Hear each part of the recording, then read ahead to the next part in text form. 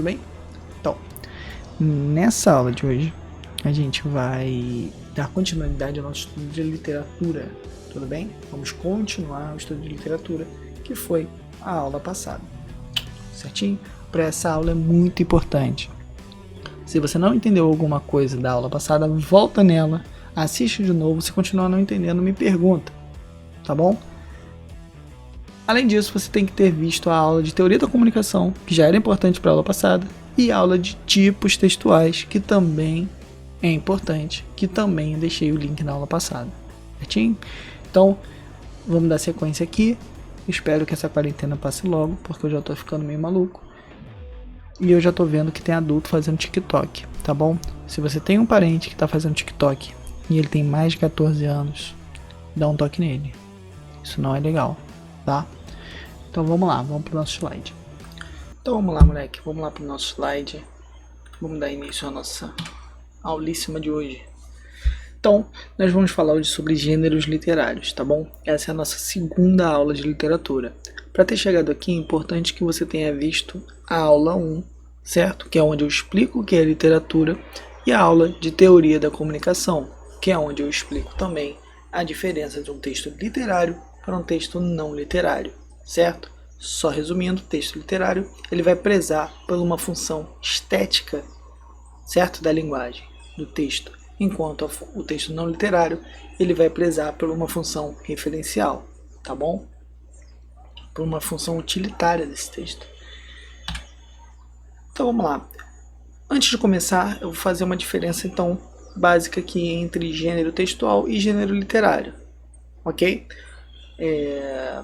O gênero textual é como eu utilizo as estruturas textuais no cotidiano. O que são estruturas textuais? Estruturas textuais vocês viram em tipologia textual, tá bom? Na aula de tipologia textual vocês viram quais são os tipos de texto. Gênero textual é como eu utilizo esses tipos de texto com um propósito, tá bom? Então, por exemplo, eu coloquei aqui alguns gêneros textuais conhecidos como e-mail, receita, manual e reportagem. O e-mail, por exemplo, o e-mail eu posso utilizar vários tipos de texto. Posso utilizar um tipo narrativo, com um tipo descritivo, ou um tipo dissertativo, tá bom? Então, eu posso misturar tipos de textos para criar, tá bom? Para criar um gênero textual que ele vai ter uma função, dependendo da função que eu quero passar, certo? Então, gênero textual mistura tipos de texto para utilizar. Tipo de texto, estrutura, gênero, uso, tá bom? Tipo de texto, estrutura, gênero, uso. E o gênero literário, o que é então? O gênero literário vai ser exatamente a divisão de textos artísticos em famílias, tá bom? É como eu categorizo os meus textos literários, certo? Então, os gêneros literários são as categorias de textos literários. Então, vamos lá. Classicamente, tudo bem? Classicamente, nós temos três tipos de texto, tá? Três gêneros literários conhecidos. São o gênero épico, que modernamente passou a ser chamado de narrativo, o gênero dramático e o gênero lírico, certo?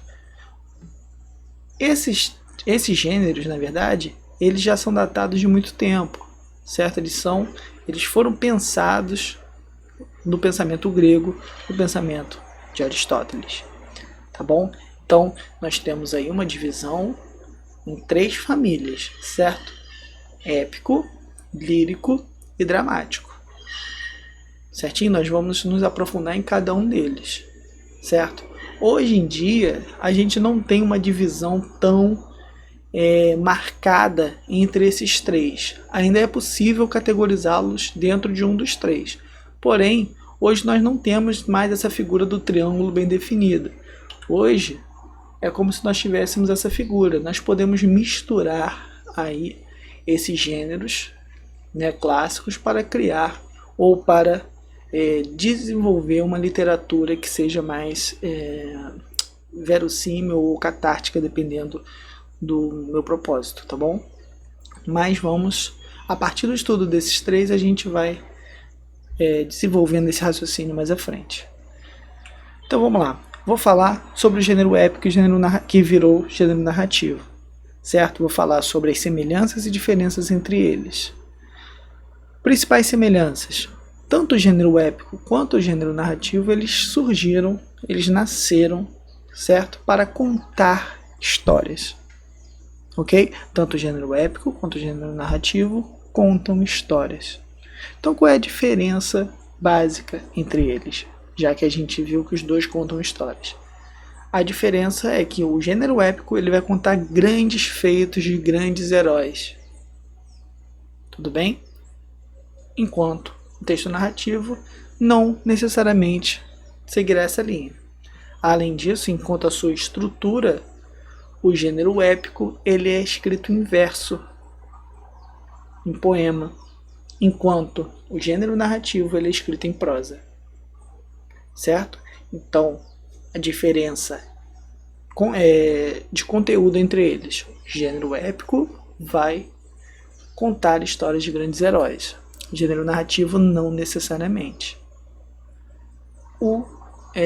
Enquanto a estrutura, o gênero épico é escrito em versos, como um poema, e o gênero narrativo é escrito em prosa. Lembrando a diferença de poema e prosa. Vamos lá, eu tenho um poema aqui que você pode perceber. Eu estou utilizando aqui dois poemas que vão ser dois textos que vão ser utilizados no vestibular da UERJ, tá? Um é um soneto de Camões, que é esse aqui, e o outro, que vocês vão ver mais à frente, é um texto do livro, um trecho tirado do livro 1984 de George Orwell, para exemplificar a diferença de poema e prosa aqui rapidinho para vocês. Então vamos lá, eu tenho aqui um poema. Repara, eu tenho: amor é fogo que arde sem se ver, é ferida que dói e não se sente, é um contentamento descontente, é dor que desatina sem doer. Repara que eu tenho uma linha que ela não vai até o final da minha página, né? Eu tenho também uma métrica. Repara, eu rimo aqui, ó, ver com doer, sente com descontente. Isso segue nos outros também, ó, querer e perder, gente contente. Então, eu tenho um texto constituído não por linhas, mas sim por versos, tá bom? Vou chamar de verso cada linhazinha do meu poema. Além disso, eu posso juntar esses versos em uma estrofe, tá bom? Estrofe é como se fosse, né, fazendo uma comparação, é como se fosse um parágrafo do poema, certo? Repara também que o poema não tem um narrador. Eu tenho, sim, um eu lírico, uma voz poética que fala nesse poema, certinho?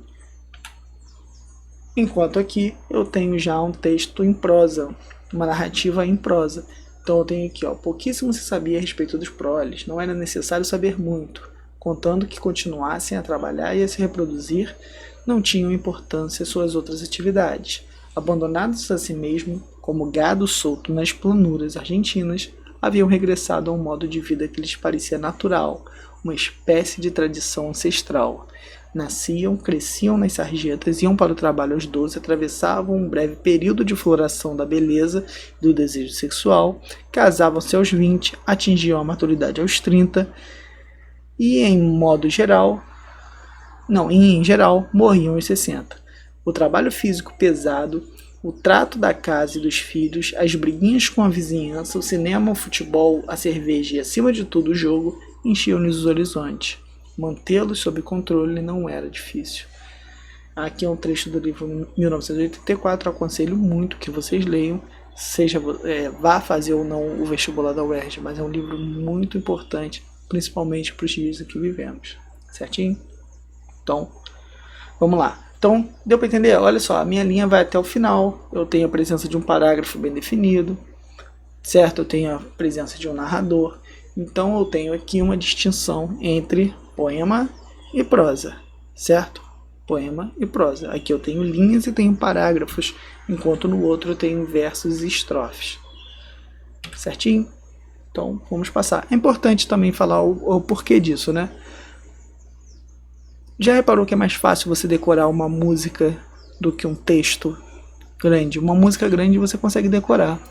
um texto grande você não consegue. Pensa como é que eu ia difundir a literatura, como é que eu ia difundir as grandes histórias se as pessoas tivessem que decorar a história toda. Então essas histórias eram escritas em formas de verso, em formas de música. Então era mais fácil para se decorar, porque ela tinha uma rima, ela tinha uma métrica. Então tem um propósito. Depois que a leitura começou a ser popularizada, aí não tinha mais essa necessidade, bastava escrever que outras pessoas conseguiriam ler. Tudo bem? Então, vamos lá diferenciar aqui, colocar no nosso slide a diferença de texto épico para texto narrativo.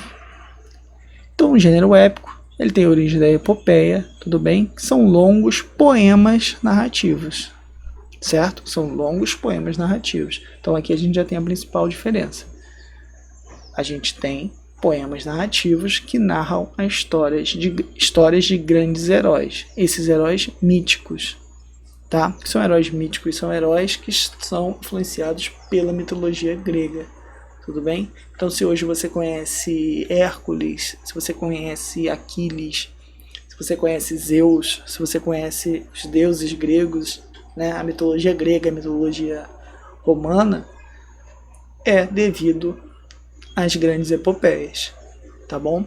Principalmente Odisseia e Ilíada, onde conta a história de Ulisses e que a outra conta a história da Guerra de Troia, que você vai conhecer lá Aquiles, por exemplo. Certinho? Então, só para ilustrar nosso slide, gênero épico conta a história de grandes heróis míticos, tá bom? Mitologia do herói. Vou gravar uma aula só falando sobre a formação do herói depois que a gente falar sobre os gêneros, tá? Pra gente ver como é que isso acontece modernamente. Mas o que eu preciso da aula de hoje é que vocês entendam a diferença entre épico e narrativo. Gênero narrativo. O gênero narrativo ele surgiu justamente da popularização da leitura, tá bom? O principal gênero narrativo que a gente tem hoje na literatura é o romance. Também é conhecido como novela. Alguns autores diferenciam romance de novela. Alguns consideram que romance é uma narrativa mais lenta, onde as ações são mais lentas, e a novela são narrativas com ações mais rápidas. Mas a maioria deles consideram a mesma coisa, tá? Sinônimos. Tanto que em inglês, se você pegar e for estudar literatura em inglês, você vai ter novel, né? O termo novel que é utilizado para romance. Inclusive os quadrinhos são chamados de graphic novel, né? Novelas gráficas, novelas desenhadas, que aí já é uma mudança aí da forma de narrar histórias, né? Da forma de contar histórias. Então, enfim, o romance, a novela, ela surgiu da popularização da leitura. No século XIX, a gente já tinha, né, passado pela reforma protestante, tinha passado também pela reforma industrial, então, pela Revolução Industrial. Então, a gente tinha um crescimento, né, uma consolidação de uma classe burguesa, uma classe que sabia ler, uma classe que consumia leitura. E a gente teve também a invenção do jornal, da prensa. Então isso fez com que a leitura ela fosse mais difundida, certo? Então já não fazia mais sentido a gente ter textos tão longos em versos, certo? A gente já podia fazer textos em prosa e também não tinha mais sentido a gente utilizar personagens que fossem deuses ou personagens que fossem heróis praticamente invencíveis, indestrutíveis. A gente precisava criar narrativas onde o personagem causasse uma identificação no leitor. Tudo bem? Quem era o leitor? Era uma classe burguesa, uma classe cristã, muitas vezes. Então isso era representado na literatura também, nas novelas, principalmente em folhetins, que depois folhetins eram como se fossem capítulos de novelas que vinham no jornal, certo? Que depois elas eram condensadas num livro. Então isso fez com que a forma de contar histórias mudasse, tá bom? Essa popularização da leitura fez com que a forma de contar histórias mudasse. Então a gente já tem narrativas longas aqui escritas em prosa, pois a população que consumia essas histórias, elas já eram letradas, já sabiam ler, então não tinha mais o porquê de fazer tudo em verso, em métrica. Não que não fosse feito ainda, tá? Mas isso diminuiu drasticamente. Hoje a gente tem o romance, como eu disse anteriormente, o principal gênero literário aí dentro do gênero narrativo. Então eu botei aqui 3 tipos, né, que é o romance, que é uma narrativa mais longa, o conto, que é uma narrativa mais curta, e a crônica, que é um registro sobre um assunto cotidiano. A crônica é muito comum a gente ver no jornal hoje em dia. O conto e a novela não, tá? O conto e a novela a gente vê de outras formas. Para ser considerada uma narrativa, ela tem que ter 5 elementos constituintes, tá bom? 5 elementos importantes que vão estar presentes ali em todas as narrativas, tá? São elas o narrador, personagem, espaço, tempo e enredo. Ok? Eu vou me aprofundar em cada um desses elementos em aulas futuras, certo? Hoje o objetivo dessa aula foi tratar sobre gêneros literários para que vocês saibam como que eles existem e por que eles existem, certo? Então eu vou deixar um resumo aqui na tela para vocês. Gêneros literários são famílias de textos literários, classicamente divididas em épico, lírico e dramático. Depois da popularização da leitura, nasceu o gênero narrativo. Tudo bem? Hoje nós vimos gênero épico e gênero narrativo e vimos a diferença entre eles. Ambos, diferenças e semelhanças, né? Ambos contam histórias, só que o épico vai contar em forma de versos e narrar histórias de grandes heróis. E o narrativo é uma narrativa longa. O narrativo é uma narrativa já em prosa, não utiliza verso. E ela não necessariamente contará a história de grandes heróis, tá? O herói da narrativa pode ser uma pessoa comum, certo? Um personagem principal comum, com seus vícios e virtudes, dependendo do período literário que ela se encontra, certo? Período literário é um assunto para aulas mais adiante, ok? Então, pessoal, muito obrigado. Espero que tenha ficado claro todos os conceitos que nós aprendemos hoje. Qualquer dúvida, vocês já sabem, tem os meus contatos aqui embaixo, tá certo? Então, galera, é isso por enquanto. Eu volto a qualquer momento, tá bom? Um abraço.